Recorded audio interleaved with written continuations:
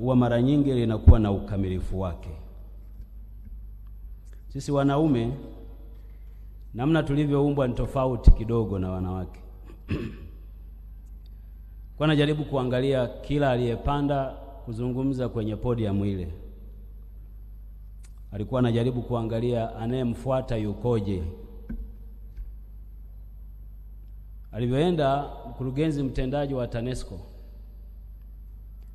alivyomaliza kuongea, microphone yake ilikuwa juu kwa sababu yeye ni mrefu. Alivyomaliza akashuka akaondoka. Akampa kazi anayefuata kuishusha. Lakini kwa naangalia wale wengine wakina mama waliopita pale, wakimaliza kuongea, aidha ataipandisha au ataishusha, kwa kuzingatia tu kwamba anayekuja ni mrefu au mfupi. Na hii kanikumbusha uwezo wa mwanamke katika kufanya maamuzi kwa namna alivyoumbwa na Mwenyezi Mungu.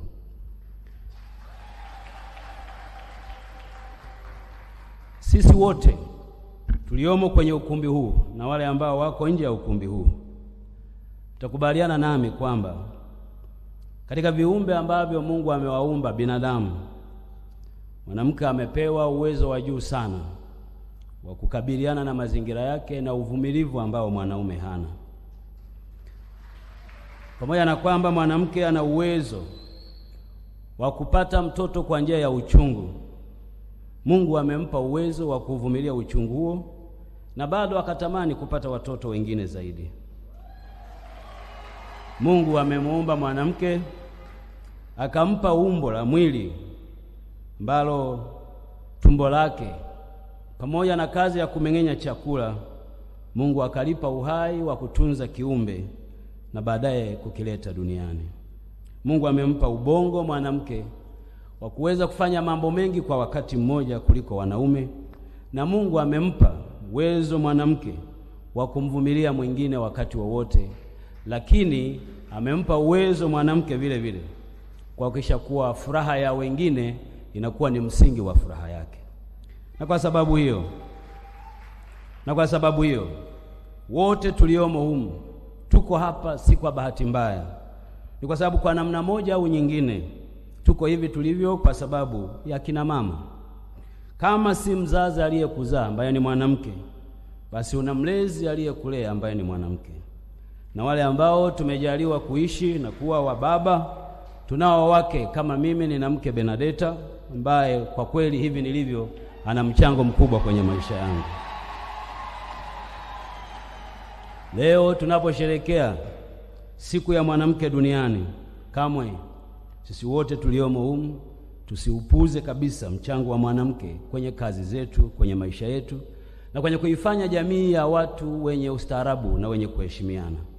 Wakina mama wa TANESCO na wa Wizara ya Nishati, leo mnapoadhimisha siku hii ya wanawake duniani, mimi kama kiongozi wenu kwenye wizara nataka niwahakikishieni kuwa naona fahari kubwa sana kufanya kazi na ninyi kwenye sekta hii ya nishati.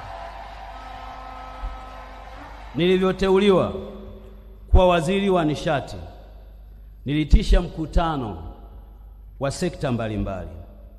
Nilivyofika TANESCO, nikaitisha mkutano wa wakurugenzi wote waliopo. Mtakumbuka wakati ule tulikuwa na mgao mkubwa wa umeme. Nikataka kujua tunafanyaje ili tutoke kwenye mgao. Changamoto gani tulizonazo na jambo gani tulifanya ili tutoke. Kilichonishangaza wakati wa mkutano ule walivyokuja wakurugenzi wote, wako 4, wote wakaja wanaume. Halafu pembeni nikawa naona mtu anayetuletea maji na notebook ndio amekuja mwanamama. Nikamtania katibu mkuu, kwani nyie hamna wanawake, tunakaa wanaume watupu wote? Nafurahi kusema kuwa mkurugenzi mtendaji alivyoingia mpya, nilimwambia tungependa kuona kwenye nafasi za uongozi wanawake wanaingia kwa kasi kubwa.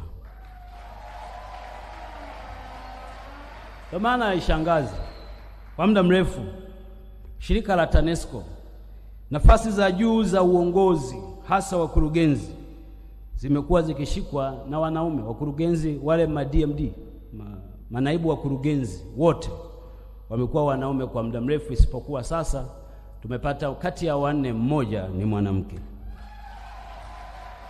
na mimi nataka kutoa ushuhuda. Naibu mkurugenzi mwanamke aliyepo anafanya kazi nzuri sana ya kuigwa, na yeye atakuwa sababu ya kuwafanya wanawake wengi zaidi kufikiriwa kwenye nafasi za uongozi kwenye shirika lenu. Mimi mwenyewe nikiwa waziri wa nishati na naibu wangu mwanamke ambaye pamoja na majukumu mengi, tena wakati anateuliwa alikuwa na kitoto kichanga amejifungua, nilikuwa namhurumia sana, lakini kila nikimpa kazi ananiambia hii nitaifanya. Anaenda na katoto kake mikoani, anafanya kazi yake, na kwa kweli sipungukiwi, si kwa bahati mbaya, ni kwa sababu Judith Kapinga ambaye ni mwanamke anachukua nafasi nyingi wakati nikiwa na majukumu mengine kunisaidia kazi. Leo tunavyozungumza, katika wakurugenzi wote walioko wa TANESCO, wakurugenzi 12 wameongezeka kidogo. Leo tunao wakurugenzi 4 ambao wako wakuu wa vitengo na taasisi, ambao huko nyuma hawakuwepo, tulikuwa tunakaa sisi wanaume. Nataka nichukue nafasi hii kupongeza sana mkurugenzi mtendaji wa shirika la TANESCO kwa kuanza kutoa fursa sawa kwa kina mama katika uongozi wa shirika letu. Bado tuna kazi ya kufanya, kutoa nafasi zaidi kwa wanawake kwa ajili ya kufanya kazi hizi. Ndugu zangu, leo pamoja na kusherehekea siku ya mwanamke, tumeona vile vile kuwa ni lazima tuwe na siku ya kuhamasisha matumizi safi ya kupikia ya nishati, na hasa nishati ya umeme. Nataka niwapongeze tena kwa ubunifu huu. TANESCO umefanya jambo zuri sana. Hiki ndicho ninachotaka, ubunifu kwenye taasisi zetu. Kuwaleta wanawake wote walio kwenye taasisi yako kutoka mikoa yote, mje mfanye tafakuri na kufanya tathmini mchango wa mwanamke kwenye sekta yetu ya nishati. Si jambo dogo, ni jambo kubwa.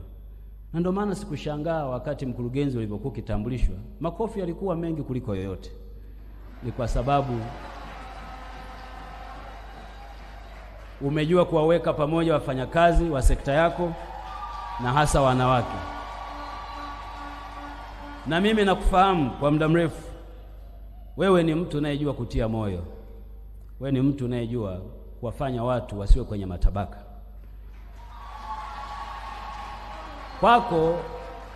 Kwako hakuna aliye bora kuliko mwingine, isipokuwa kazi inamtambulisha mtu.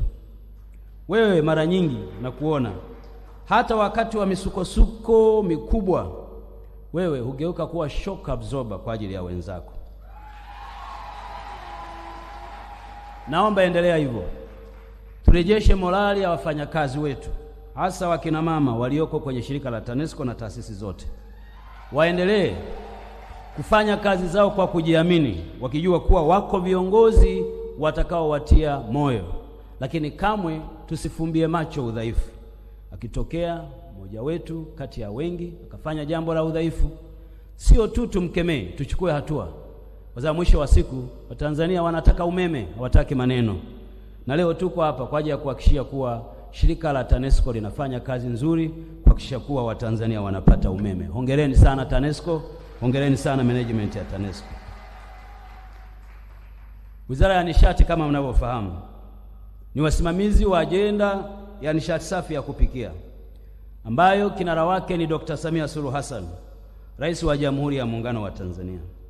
Takumbuka tulizindua mkakati wa nishati safi ya kupikia wa miaka 10 ambao tulilenga 80% ya Watanzania itakapofika mwaka 2034 basi wahame kwenye matumizi ya nishati sio kuwa safi, waende kwenye matumizi ya nishati safi.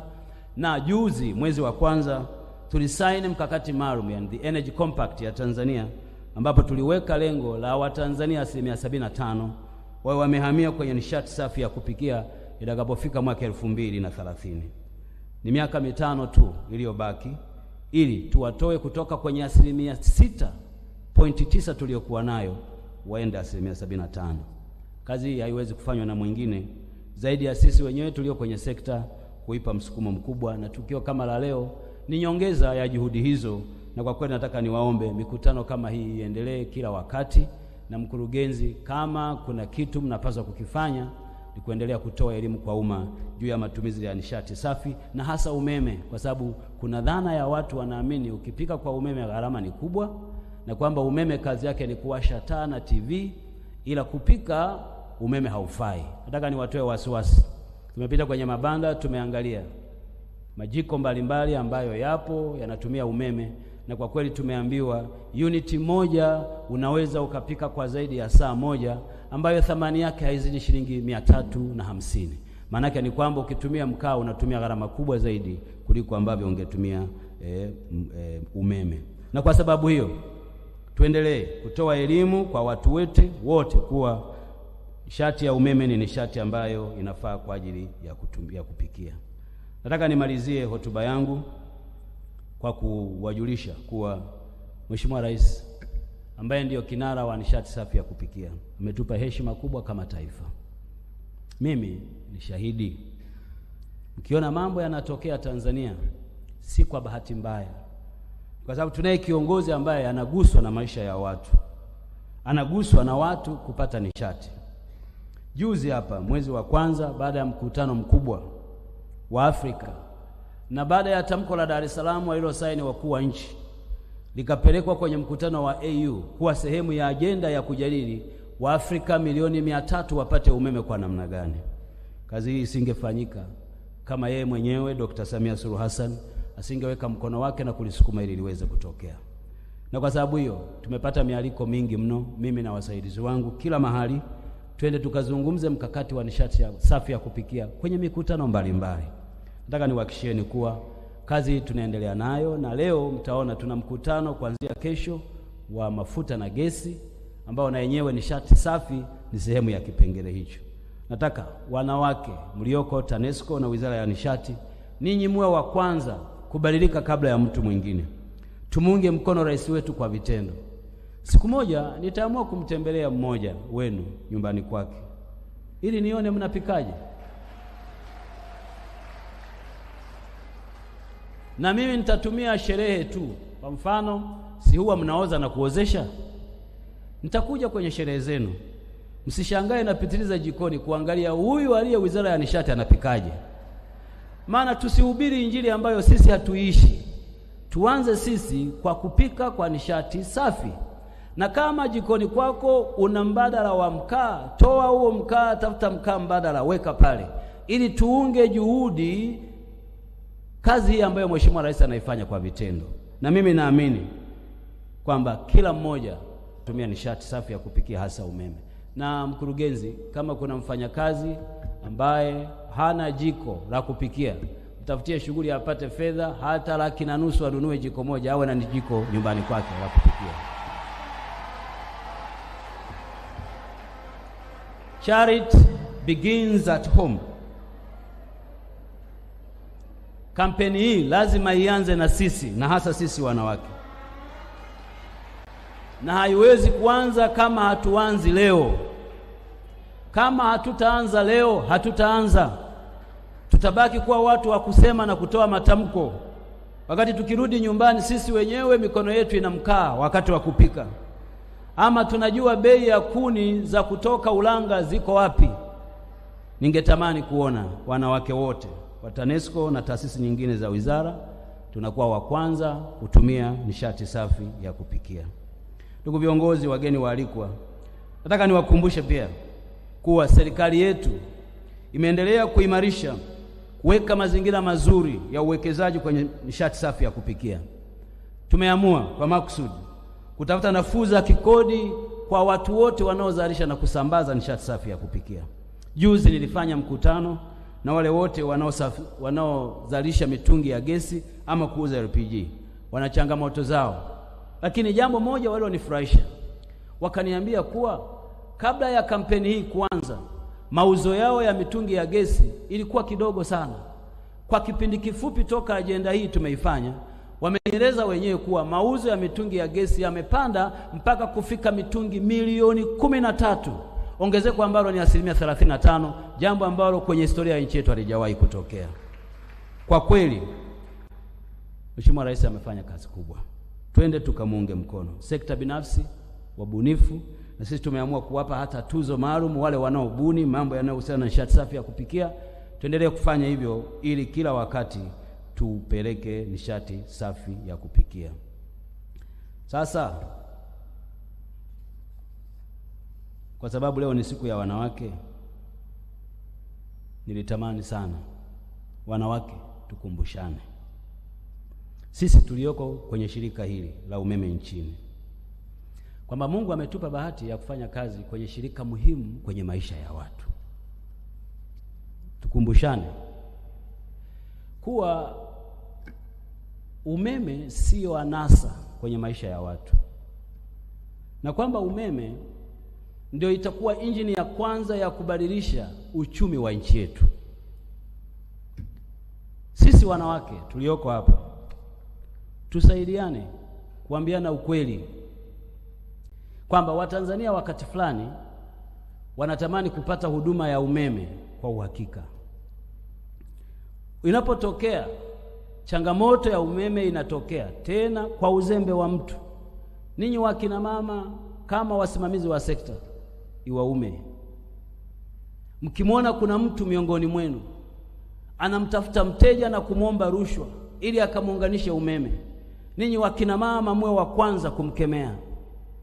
Jana usiku nilikuwa naongea na mkurugenzi mtendaji, kwa mfano kama mtu fulani pale Kigamboni, mtu anataka kuunganishiwa umeme, bila aibu kanampigia simu mteja na kumwambia bana, nipe hela ya mafuta nije nikuunganishie umeme. Mambo haya yanapoendelea kutokea yanaharibu shirika lenu, na ninyi wakina mama msikubali shirika lenu lipakwe matope na watu wachache wenye tamaa. Tuwakemee kwa nguvu zote ili tuwe na shirika lenye heshima kwa Watanzania, na Watanzania wapate umeme wa uhakika, kwa sababu serikali inawekeza fedha nyingi kwa ajili ya kuwapatia umeme wa Tanzania. Na mimi naamini mkiamua wakina mama kuwakemea watu wote wanaofanya mambo hayo, tutakuwa na shirika bora zaidi. Tutakuwa na watu ambao wataona shirika la kukimbilia litakuwa la kwetu, na hilo linawezekana tukiamua wote kufanya kazi. Tusikubali tena wanawake wengi zaidi wapoteze maisha kwa kutumia nishati iliyo chafu, kwamba kazi ya kututengenezea chakula wakina baba iwe kazi ya kugharimu maisha ya kina mama, kwa sababu hawa ndo wanakaa jikoni muda mrefu. Muwe kwenye driving seat ya kuhakikisha kuwa nishati safi ya kupikia, huduma ya umeme kwa Watanzania. Nilikuwa namwambia mkurugenzi hapa kwamba TANESCO ni shirika ambalo halitakiwi kuwa na maneno mengi, na siku ile nimekuja kwenu kule, wafanyakazi nazungumza nao, nikawaambia Tanzania wanataka umeme, tukiwapa umeme hakuna maneno. Sasa kana namwambia mkurugenzi kuwa kuna wakati fulani umeme tu kikatika, tena bila kujali sababu, mtu anasema TANESCO hao. Nilikuwa nasikia humu wakati mnacheza muziki, kata TANESCO kata.